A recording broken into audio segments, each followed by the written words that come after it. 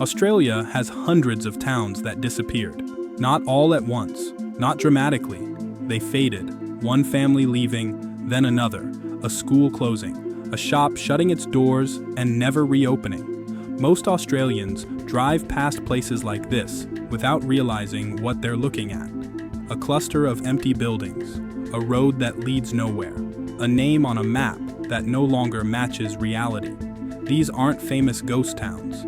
They don't have souvenir shops, they don't have guided tours, and most people have never heard their names. That's what makes them unsettling. Because these places weren't abandoned long ago, they were lived in, recently enough that memory still clings to them. And when you spend time in them, real time, you begin to understand something uncomfortable. Ghost towns don't feel dead, they feel unfinished.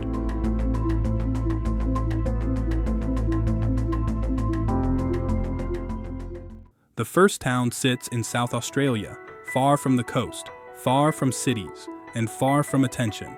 Its name is Fina. Fina doesn't announce itself. There's no grand entrance, no sign explaining what it used to be. You arrive quietly, and that quiet stays with you. Fina was once a functioning town, not small, not insignificant. It existed because the railway needed it to exist. Trains stopped here, supplies moved through here. People worked here. At its peak, Fina had shops, homes, a bakery, a hotel, a school. Children ran through streets that now sit empty. What ended Fina wasn't one disaster. It was distance, drought, and time. Rain stopped coming reliably. Agriculture failed. Rail traffic slowed. And slowly, people realized they could no longer stay. What makes Fina different from many ghost towns is how intact it still feels. The stone buildings remain, walls stand tall, doorways frame empty rooms, windows still catch the light. You can walk through the town and understand its layout immediately, where the bakery was, where people gathered, where everyday life once happened. There's no dramatic decay here, no collapse, just abandonment. And that's more unsettling. Standing in Fina feels like standing inside a pause. The town didn't burn, it didn't flood, it wasn't destroyed. People simply left. And when people leave quietly, everything they built becomes louder. The silence presses in, wind moves through empty streets, footsteps echo off stone walls that once absorbed noise. There are moments when it feels like the town is waiting for something. Not visitors, not restoration, just continuation. One of the strangest things about Fina is how easy it is to imagine life here. Because it wasn't long ago. These weren't colonial ruins. These were working-class Australians living ordinary lives, cooking meals, raising children, planning futures, and now there's no one. That contrast is what turns Fina from a ruin into a ghost town. It's not ancient, it's recent enough to feel personal. There are no services here now, no power, no water, no emergency access nearby, and yet the town still exists physically. Stone remembers longer than people do. The buildings don't know they've been abandoned. They simply stand. Locals from nearby towns often warn people not to stay too long. Not because it's dangerous, but because the place gets inside your head. Time feels distorted here. You think you've been walking for minutes. It's been an hour. You think the silence will pass. It doesn't. Fina doesn't scare you. It unsettles you. And that's far worse. This is what many Australian ghost towns actually feel like. Not horror movie scary, not dramatic, just quiet enough to make you uncomfortable, just empty enough to make you think about what was lost. And Fina is only one of many places like this. Across the country, towns disappeared quietly, some swallowed by desert, some left behind by industry, some erased by distance. And when you start paying attention, you realize something. Australia isn't just full of empty land, it's full of forgotten lives, and as we move deeper into these places, that feeling only grows heavier, because the next town wasn't abandoned because of drought. It wasn't abandoned because of distance. It was abandoned because the ground beneath it became worthless overnight. And when that happened, everyone left at once. The buildings remained, the town did not. The next town feels different the moment you arrive. Fina faded slowly. This one collapsed suddenly. It sits in Western Australia, far from the coast, far from major roads, and far from memory. Its name is Gwalia. Gwalia wasn't meant to disappear. It was built quickly, confidently, and with the assumption that it would last. Gold does that to towns. It makes them believe they're permanent. Gwalia existed because of one thing, the mine. And for a long time, that was enough. The sons of Gwalia mine didn't just employ people, it defined life. Houses were built in neat rows, streets were laid out with purpose, shops, halls, and schools followed naturally. This wasn't a rough camp, this was a working town. Families lived here, children went to school here, life felt stable. Then the gold stopped making sense. Not because it ran out, but because it stopped being profitable. And when that happened, everything collapsed at once. The mine shut. Jobs vanished overnight. Families packed what they could, and Gwalia emptied faster than anyone expected. What makes Gwalia unsettling is how orderly it still looks. The houses remain, small weatherboard cottages, all facing the same direction, front verandas still intact, steps leading to doors that no one has opened in years. You can stand in the middle of the street and see dozens of homes at once, all empty, all identical, all silent. Inside some houses, you can still see where life once happened. Fireplaces blackened by years of use, windows placed to catch the breeze, rooms sized for people who expected to stay for a lifetime. These weren't temporary buildings, they were meant to hold families, and now they hold nothing. There's a particular feeling that settles in Gwalia, a sense that everyone left at the same time.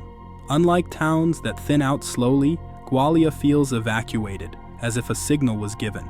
As if staying simply stopped being an option. The silence here is sharp. It doesn't drift. It presses. Standing among these houses, you realize something important about Australian ghost towns. Many of them didn't fail because they were weak.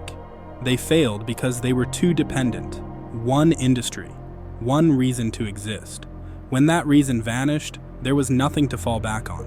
Gwalia still has roads, still has buildings, still has shape, but it has no future, because futures require people, and people don't return to places that emptied this completely. Wind moves through the town now. It rattles loose tin. It moves dust across streets that once carried foot traffic, and if you stand still long enough, the place starts to feel wrong. Not haunted, not dramatic, just wrong, like a town-shaped absence. What's most unsettling about Gwalia is how recent it feels. This isn't ancient history. This is within living memory. Some people who grew up here are still alive. They remember their houses, their streets, their routines, and now all of that exists only as empty structures under an open sky, and Gwalia isn't unique. Across Australia, towns like this sit quietly, far from attention, built quickly, abandoned faster, left intact enough to remind you that people once expected to grow old there. The deeper you go into these places, the clearer the pattern becomes. Ghost towns don't die because no one cared. They die because something essential disappeared, and when it did, there was nothing left to hold them together. Further north, deeper inland, there's another town where that disappearance happened even faster. A place so isolated that once the reason to stay vanished, nothing remained to slow the exit. The buildings are fewer, the silence heavier, and the feeling of absence even stronger. And spending time there makes one thing unavoidable. Some towns don't fade, they simply stop. And everything after that is just empty space holding the shape of what used to be. There's another kind of ghost town in Australia, one that didn't just lose its industry, but lost its reason to be reached at all. This town sits in South Australia, not far from Burra, but far enough that most people never see it unless they're deliberately looking. Its name is Redruth. Redruth doesn't look dramatic from a distance. There's no skyline of ruins, no obvious landmark. You almost miss it. And that's part of the story. Redruth existed because copper existed. Not in huge quantities, not enough to build wealth, just enough to justify a settlement. Miners lived here. Families followed. Small homes appeared. Redruth was never large, never important on a national scale. It mattered only to the people who lived in it. And when the copper stopped being worth extracting, Redruth lost its only reason to continue. Unlike Gwalia, Redruth didn't empty overnight. It drained, slowly. One house abandoned, then another. A family moved closer to Borough. Then another moved away entirely. The town thinned until it stopped being a town at all. What remains now feels fragile. Stone foundations half buried in grass, collapsed walls that still outline rooms. You can stand where kitchens once were, where beds once sat, where children once slept. There are no intact houses here, no neat rows. Redruth has returned to the land in pieces, and that makes it feel older than it is. Time works differently when structures break apart. You stop seeing buildings, you start seeing absence. Standing in Redruth is unsettling in a quieter way. There's no sense of evacuation, no feeling that people fled. It feels like people simply stopped being replaced. When one generation left, there was no next one to take over. And that's how towns truly die. Not through catastrophe, through silence. The land around Redruth is open and unforgiving. Dry grass, rocky soil, little shelter.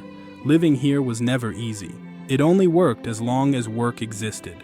Once that disappeared, staying became unreasonable. And so people did what people always do. They left. What's haunting about Redruth is how complete its erasure feels. There are no services, no roads leading through, no signs explaining what it was. It's not preserved, it's not protected. It's simply there, or rather, what's left of it is. This kind of ghost town rarely appears in documentaries. It doesn't photograph well. There's nothing dramatic to frame, just remnants scattered across land that no longer remembers the people who lived on it. And yet, places like Redruth make up the majority of Australia's ghost towns. Not the big ones, the small ones, the quiet ones, the ones that slipped away without anyone noticing. And when you begin to notice them, something shifts. You realize Australia isn't just dotted with abandoned towns, it's layered with them. Each one built for a reason that no longer exists. Each one holding the outline of lives that expected to continue. Further north, in Queensland, there's a town that followed a very different path into silence. It wasn't mining that ended it. It wasn't drought. It was planning. A town built deliberately, lived in briefly, and then erased almost entirely. The streets are still there. The layout is still visible, but the people are gone, and the reason they were ever there has vanished with them. And standing there feels like standing inside a decision that went wrong, not slowly, all at once, just as quietly as everything else in this country that disappears without witnesses. That town is in Queensland, not hidden by accident, but forgotten by design. Its name is Mary Kathleen. Mary Kathleen was never meant to grow naturally. It was planned, engineered, built from scratch in the middle of nowhere because uranium was found beneath the ground. Everything here was deliberate. The streets, the houses, the shops, even the trees. This wasn't a rough settlement. It was a modern town, by the standards of its time. At its peak, Mary Kathleen felt optimistic. New houses were built quickly. Neat weatherboard homes lined clean streets. There were schools, shops, a swimming pool, a hospital. Families moved here believing this place had a future, and for a while, it did. The mine operated. The town lived. Children grew up thinking this was normal. What ended Mary Kathleen wasn't decay. It was a decision. When uranium prices dropped, the mine shut. And because the town existed for one reason only, it lost everything at once. There was no slow decline, no gradual thinning. The town was closed, officially. People were told to leave. Houses were dismantled or sold off. Buildings were removed. Mary Kathleen wasn't allowed to linger. What remains now feels unsettling in a different way. There are streets, but no houses. Concrete slabs mark where homes once stood. You can walk along a road and see empty foundations on both sides. This is where families lived. This is where kitchens once were. This is where lives unfolded. And now there's nothing but space. Mary Kathleen doesn't feel abandoned, it feels erased, as if someone decided the town should no longer exist, and followed through. That makes it one of the strangest ghost towns in Australia. Because most ghost towns collapse. This one was removed. Standing there, you realize how fragile towns really are. how dependent they are on decisions made far away. Mary Kathleen didn't fail. It was turned off. And once that switch was flipped, nothing remained to slow the disappearance.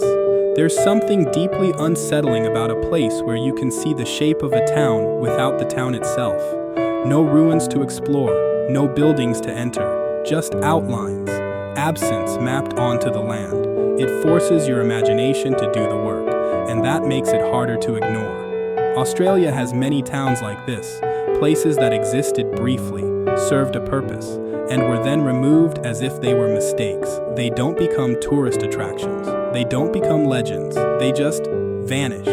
Further west, across the border into Western Australia again, there's another town that followed a similar path, but with a darker edge. A place built around a resource so dangerous that once it stopped being useful, the town itself became a problem.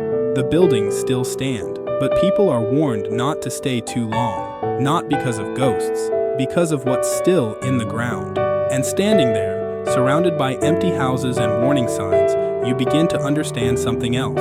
Some ghost towns aren't empty because people left. They're empty because people can't come back, and that kind of silence feels heavier than all the others combined. That town is Wittenoom. Wittenoom isn't hidden. It's deliberately avoided. There are no welcoming signs here. What you see instead are warnings. Warnings about dust, warnings about exposure, warnings about staying too long. Because Wittenoom isn't empty by accident. It's empty because what lies beneath it made staying dangerous. Wittenoom existed for one reason: blue asbestos. For years, it provided jobs. Good jobs by the standards of the time. Families moved here. Children went to school. Homes were built with confidence. No one thought they were living somewhere temporary. Life here felt stable, normal, safe. What no one understood at the time was that the town itself was poisoning the people who lived in it. The dust, the fibers, the air. They settled into houses, into clothes, into lungs. And years later, the consequences became impossible to ignore. Illness followed people long after they had left. Deaths appeared decades later. And slowly, the truth caught up with the town. Wittenoom didn't decline. It was abandoned under instruction. The town was officially degazetted. Services were withdrawn. Roads were removed from maps. People were told, very clearly, not to stay, not to visit, not to return. What remains now is deeply unsettling. Houses still stand. Public buildings still exist. Streets still run between them. But no one lives there. Grass grows through driveways. Windows stare out over empty roads. Everything looks intact and completely unusable. There's something uniquely disturbing about a town where the buildings survived, but the people couldn't. You can stand outside a house and see where curtains once hung. You can imagine furniture placed inside. You can imagine dinner being cooked, and then you remember why no one is there. The town itself is dangerous. The ground, the dust, the air. Unlike other ghost towns, Wittenoom isn't slowly being reclaimed by nature. It's frozen, locked in place by what made it. Nothing is being restored. Nothing is being preserved. The town is simply left, because leaving it alone is safer than touching it. This creates a different kind of silence, not peaceful, not nostalgic, but tense. A silence built on absence enforced by risk. Wittenoom feels like a warning more than a memory, a reminder that some towns don't just end, they become untouchable. And yet, Wittenoom still exists, still visible, still standing, a town-shaped reminder of a decision that couldn't be undone. Australia has many ghost towns that faded gently, some that collapsed suddenly, and some, like this, that were abandoned because staying was no longer an option.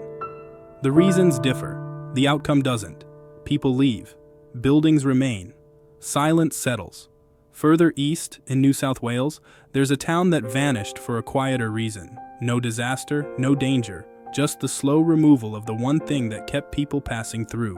When the road moved, the town stopped mattering, and without traffic, without visitors, without reason to stop, it emptied. One shop at a time, one house at a time, until all that remained was a name, and the shape of a place that used to depend on movement to survive. The town is in New South Wales. It wasn't poisoned, it wasn't mined out, it wasn't abandoned by disaster, it was replaced.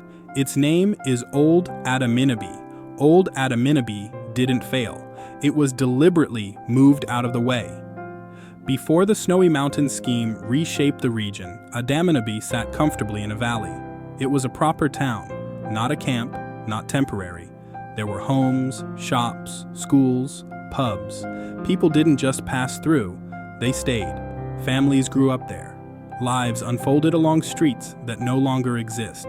When the dam was planned, the town was given an expiry date. The valley would flood, the water would rise, and Adaminaby could not remain where it was. What followed wasn't panic, it was resignation. People were told their town would disappear, and slowly they prepared for it. Houses were moved, entire homes lifted and transported to higher ground. Families didn't leave the region, they followed their buildings. A new Adaminaby was constructed. Higher, safer, modern, and the old town was left behind. Today, Old Adaminaby exists in fragments. When water levels drop, it reappears. Roads surface from the lakebed. Foundations emerge. You can see the outlines of streets, the shapes of houses, the exact places where people once lived, now exposed only briefly before being submerged again. There's something deeply unsettling about a town that still exists, but only sometimes. A town that hasn't crumbled, hasn't collapsed, but waits beneath water. Old Adaminaby isn't a ruin in the usual sense. It's a memory held underwater. Standing by the lake, looking out across the surface, it's impossible not to think about what lies beneath. Not ancient history, not forgotten centuries, but recent lives. People who still remember where their front door was, where their kitchen stood, where the road ran past their house. All of it still there, just out of reach. This is a different kind of ghost town. One not created by neglect or failure, but by decision. Progress required space. Infrastructure needed sacrifice. And a town was deemed expendable. Across Australia, ghost towns exist for many reasons. Some dried up, some were mined out, some were abandoned because staying became dangerous, and some, like Old Adaminaby, were simply in the way. What they all share is the same ending. People leave, structures remain, silence settles in. Ghost towns don't shout their stories. They don't demand attention. They sit quietly, holding the shape of what once was. And if you spend enough time in places like these, one thing becomes clear. Australia isn't just a country of wide open spaces. It's a country layered with absence. Towns that once mattered, lives that once filled streets, now reduced to outlines, foundations, and quiet ground. And long after the people are gone, the land remembers where they were.